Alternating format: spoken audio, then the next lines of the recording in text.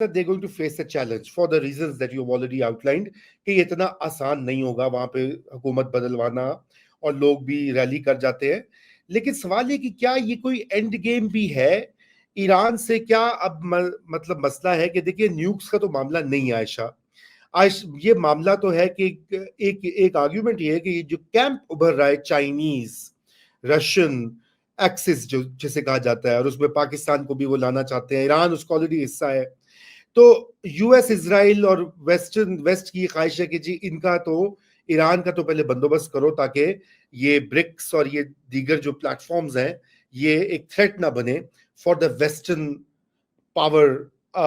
Hegemony. Raza, یہ جو ہمارے لوگوں کی رچنس آف امیجنیشن ہے نا, وہ کیا بڑھیا ہے. دیکھیں, آپ کو اس کا کانٹیکسٹ اس سارے جھگڑے کا کرنا ہے. میں ابھی جیسے یورم پیری کا کام دیکھ رہی تھی, اسرائیلی رائٹر ہیں جو کہ ملٹری پہ لکھتے ہیں. بڑی ان کی دلچسپ کتاب ہے جس کا ٹائٹل ہے جنرلز ان دا کیبنٹ روم, جو کہ ہمارے یہاں بھی ہے. 1951. تو اور اس میں جو اندر ان کے پولیٹیکل اور ملٹری ٹینشن نمبر ایک, اور جو ساری پالیسی ایوالو جس طرح ہوئی ہے فلسطین پہ, وہ بہت اچھی آپ کو بڑی جسے کہتے ہیں نا ایک آبجیکٹو نیوٹرل پکچر آپ کو اچھی مزیدار مل جاتی ہے. اس میں دیکھیں ایک چیز ہے کہ جب اوسلو ایکارڈز ہوتے ہیں 90s میں, تو یتسک رابین ہے اینڈ وہ ملٹری کو کہہ رہا ہے کہ بھائی تم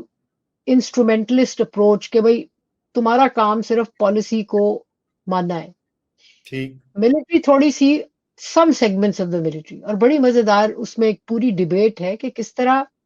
عرفات سے جو نیگوسیشنز ہوتے ہیں اس میں فوج کے جرنیل بھی شامل ہیں, اور فوج کا ایک حصہ ہے بڑا جو کہ ایگری کرتا ہے کہ یہ پیس نیگوسیشنز ہونی چاہیے, اور اس پہ وہ بات چل رہی ہے. ہارڈ لائنرز تھوڑے ہیں, اور یہی ہارڈ لائنرز ہیں جو آگے چل کے پہلا جو ایک دفعہ جب نیتن یاہو آتا ہے اور اس کو ہرایا جاتا ہے, اس جو فوج کے اندر جرنیل ہیں وہ پش بیک دیتے ہیں نیتن یاہو کو. Now, Netanyahu and جو ہارڈ لائنرز ہیں they bring that change, and وہ چینج یہ کہتے ہیں کہ بھائی جو بھی کر لو, جو بھی پیس ٹاکس کر لو, یہ P L O Palestinian Liberation Organization Arafat جو ہے نا, یہ بالکل رستے پہ نہیں آئیں گے. اب اس میں پرابلم یہ ہوتا ہے کہ جب پیس ایکارڈز ان کے ہو بھی جاتے ہیں, نیگوسیشن ہو بھی جاتی ہیں, تو دونوں طرف سے پرابلم آتے ہیں, پی ایل او کی طرف سے بھی آتے ہیں, یہ نہیں کہ یہ نہیں آتے. ایک مسئلہ ہے وہ یہ ہے کہ جب آپ انسرجنسی جب وہ اس کا ایک پولیٹیکل شیپ آتی ہے, جیسے کہ ایک پی ایل او کی لیڈ گورنمنٹ تھی, عرفات جس کے ہیڈ پہ تھے, سر پہ تھے, تو اس میں مسئلہ یہ تھا کہ ان کی طرف سے مس کیلکولیشنز بھی تھیں کہ بھئی ہم اس چیز کو یوں کر لیتے ہیں, تھوڑا سا اور پش کرتے ہیں. دوسرا یہ ہوتا ہے کہ نیگوسیشنز کا اپنا ایک مسئلہ ہو جاتا ہے, کیونکہ آپ کس طرح سے ایک ایسے اینٹی کے ساتھ نیگوشیٹ کریں جب وہ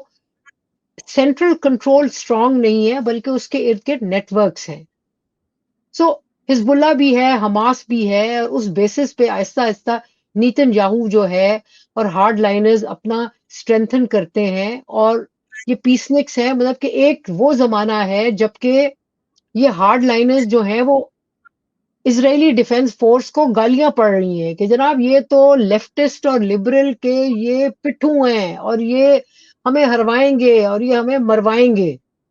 تو وہاں سے چلتے چلتے اور پھر اس کے بعد انتفاضہ 1, انتفاضہ 2, اس میں ان کی پوزیشن کنسالیڈیٹ ہوتی ہے، نیتن یاہو کی ہوتی ہے. اب مسئلہ یہ ہے کہ Nitin Yahoo I don't think کہ وہ ان کا یہ گیم پلان ہے کہ جی برکس کو، چائنا کو، یہ فلانے فلانے، ایک تو ناٹ پاسبل. دوسرا یہ ہے کہ اس کی اپنی ایک لاجک ہے. دوسرا یہ ہے کہ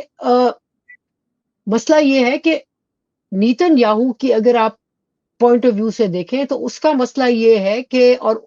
ان کے ہارڈ لائنرز کا، کہ ان کو وہ بے یقینی ان کو بھی ہے کہ جناب یہ مسلمان، کہ نیتن یاہو کہتا ہے جب یتسک رابین پیس ایکارڈز اور پیس ٹاکس کر رہا ہے، وہ کہتا ہے کہ جناب یہ مسلمان تو ہمیں کبھی ہمارے ساتھ کٹھے بیٹھنے والے نہیں ہیں، یہ تو سمجھتے ہیں کہ اپنی آخری جنگ جو ہے ان کی ہمارے سے ہونی ہے، یہ تو ہمیں کبھی ایکسیپٹ نہیں کریں گے، تو یہ پاسبلٹی اس کی نہیں ہے. سو ہارڈ لائن، اور ہمارے ہاں یہ ہارڈ لائن، ہمارے ہاں بھی یہ سوچ ہے، یہ نہیں کہ ہے نہیں. سو اس میں نیتن یاہو اسٹرینتھن ہوتا ہے، اس کا ٹارگٹ پھر حزب اللہ اور حماس، یہ وہ پراکسیز جو کہ پی ایل او بھی ٹوٹلی کنٹرول نہیں کر پاتی، اور ان کا کنٹرول جو ہے وہ ایران تک جاتا ہے. سو ایران رائٹ. اس لیے ان کی سینٹر آف اٹینشن اسرائیل کی رہی ہے. یہ جو بات ہے نا کہ اب مجھے پتا ہے آپ کس طرف اگلی اپنی بات کا رخ پھیریں گے یا آپ کے کچھ سننے والے، وہ یہ ہے کہ اس کے بعد لوگوں کو شک ہے کہ جی اچھا اب ایران کو یہ کریں گے، اس کے بعد پاکستان آئے گا. پہلی بات تو یہ کہ آئی ڈونٹ تھنک کہ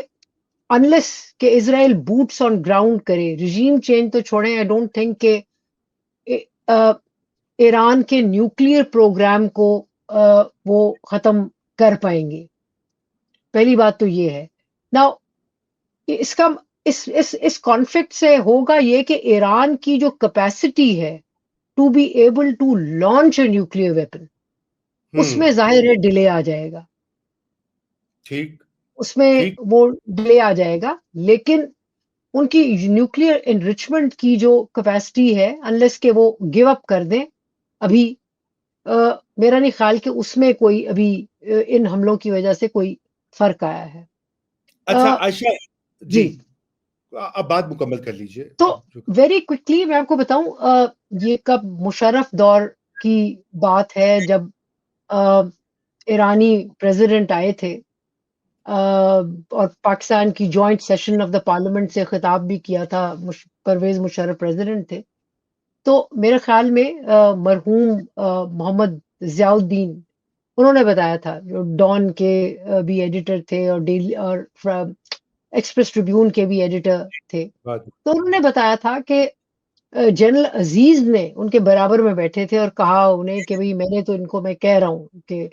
ہمیں اکٹھا ہونا چاہیے کیونکہ یہ تمہارے پیچھے آئیں گے اور پھر ہمارے پیچھے آئیں گے. تو یہ ایک سوچ ہمارے ہاں بھی ہے، لیکن